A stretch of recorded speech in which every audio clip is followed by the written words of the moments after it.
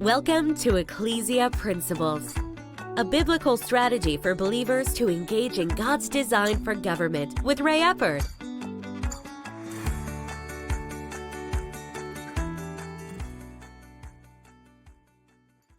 Hello, glad you could join us again today.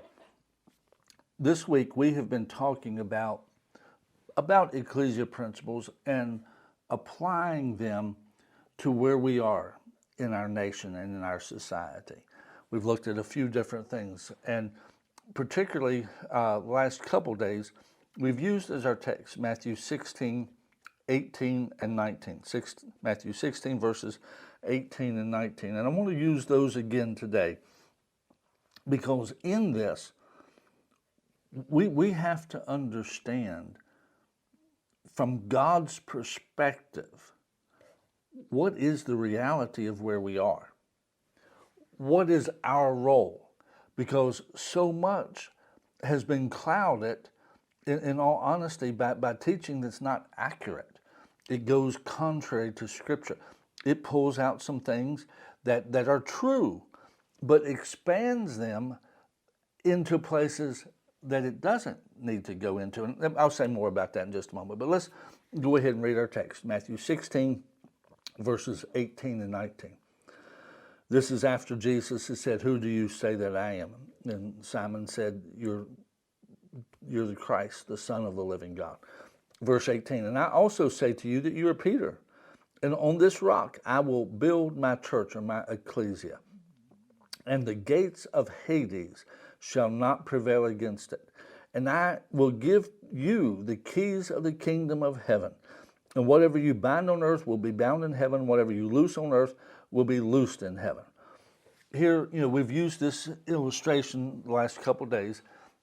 My two sons, they are in their 20s. And sometimes, they come home, we go out to eat. I'll just toss them the keys to the car and say, "You drive, just pick where you want to go." I gave them the keys. See, there's a lot of theology that is true to a degree. God is sovereign. He is. That is absolutely 100% true.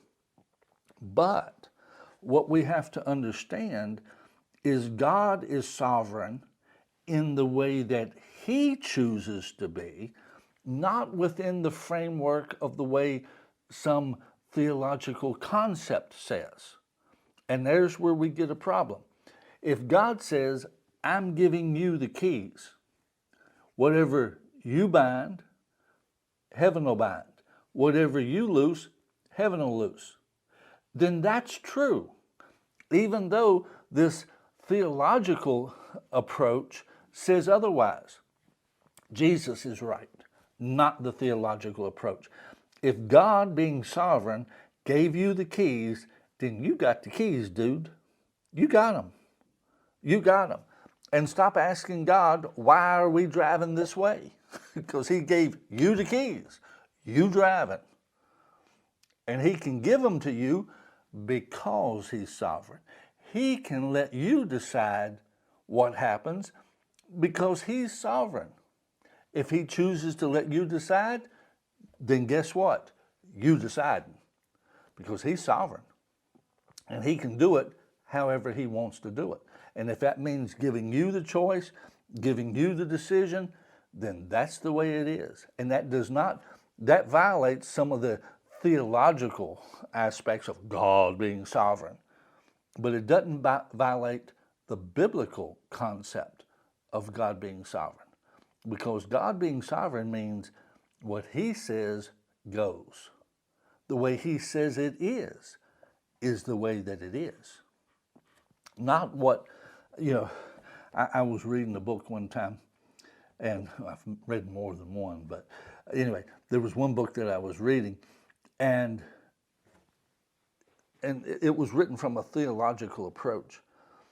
And I quit reading it for a little while before I ever finished the first chapter. Because the first chapter was all about God has to be this or He's not God. And it was basically laying out this criteria for what God has to be in order to be God. See, I really like the way the Bible does it. In the beginning, God. He don't prove who he is. He just is who he is. And see, the Bible is not a book written to prove who he is. The Bible is a book written so you can know him and know who he is. That's what we need to do. There's not a litmus test for what God has to be. The Bible tells us who he is. We just need to believe the Bible about what he says. Now, with this, I said today I was going to get into the concept of separation of church and state, because this is huge, that we have to understand the reality of this. See, I do actually believe in separation of church and state. I do believe in it. Now, there's a lot of people going around and they're saying things like, well, you know, it's never been a part of it. I agree with them, except for the phrase, no separation of church and state. You see, let me break this down into two parts. When it comes to ecclesia principle of the jurisdictional governments, see, God created 4 jurisdictions. He created self-government. He created family government. He created church government. He created civil government. All of those have boundaries. If you will, to use Thomas Jefferson's phrase that is not included in the Constitution, there is a wall of separation between self-government and family government. There's a wall of separation between family government and church government. There is a wall of separation between church government and civil government. There's a wall separating all of those jurisdictions from one another. Well, why is that? It's because they are their own jurisdiction. Civil government has its place, its jurisdiction, and that jurisdiction has a boundary. Just like the police in a city or a county, they have a jurisdiction and it goes up to a certain line. That line is the wall of separation. That's why I believe in the separation of church and state. The First Amendment is really the definition of the separation of church and state.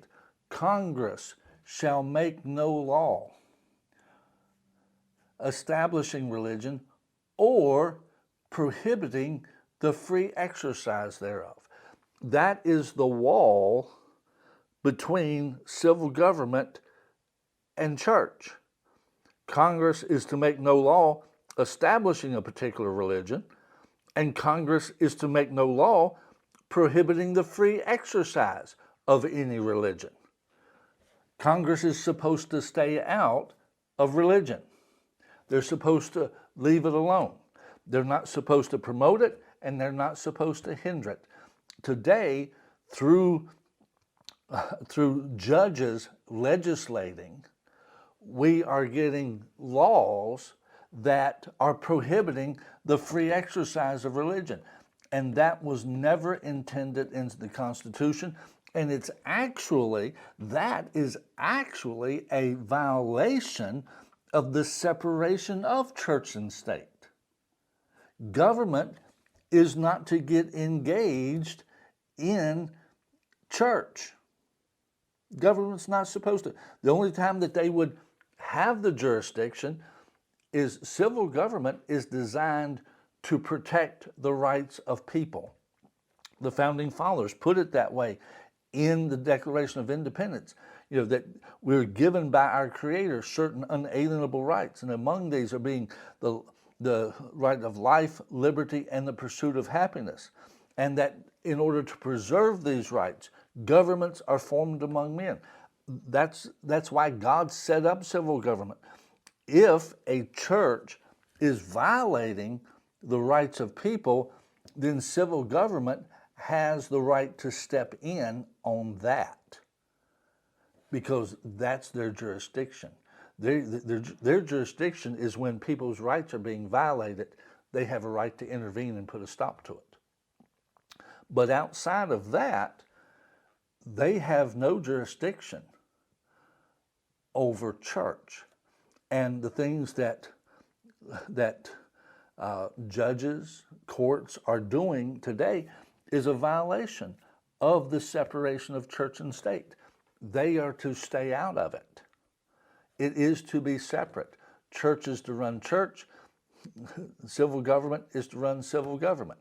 Now, that does not mean that we as individuals cannot bring our values into government. See, there's where the values that we have, there is no separation of church and state when it comes to our values, because the bottom line is the whole thing about a government of the people, by the people, and for the people is that they bring their values to the table, and their values are represented in the electoral process, that they vote their values, they vote their convictions. In that regard, there is to be no separation of church and state whatsoever. There is no restriction of, well, you believe that because you're a Christian. You believe that because you're a Muslim. No, that part isn't supposed to be limited. No, if that's what you believe, you can express it. You can express it. Even if it's wrong, you can express it. It's part of the liberties that we have. We need to understand that the biggest aspect of the separation of church and state is a protection of the church from the state. That's really what the separation of church is primarily for, is to protect the church, that no religious group, and that's really the letter that Thomas Jefferson wrote, that he used the phrase separation of church and state, was a group of people that were concerned about their religious liberty and that they wouldn't get to practice their faith. And that's when he said, there is a wall of separation between church and state. In other words, your liberties are protected. Your right to worship as you choose is protected by the separation of church and state, because the state cannot establish a religion. Now, see, the sad part of it is today our country is establishing a religion. It is establishing really two of them, agnosticism and atheism. It's establishing those two. It's trying to get rid of God, or at least acknowledge, or at least not acknowledge that there is. And those are belief systems. They are belief systems. The bottom line is civil government should really not enforce any particular belief system. If somebody doesn't want to acknowledge that there's a God, then fine, that's their right. If they want to say there is no God, that's their right. But that shouldn't be how government is run. That shouldn't be how the public square is run. No, it should be the freedom of thought and freedom of expression within the public square. And that is really what separation of church and state is supposed to give us. God bless you. See you next week.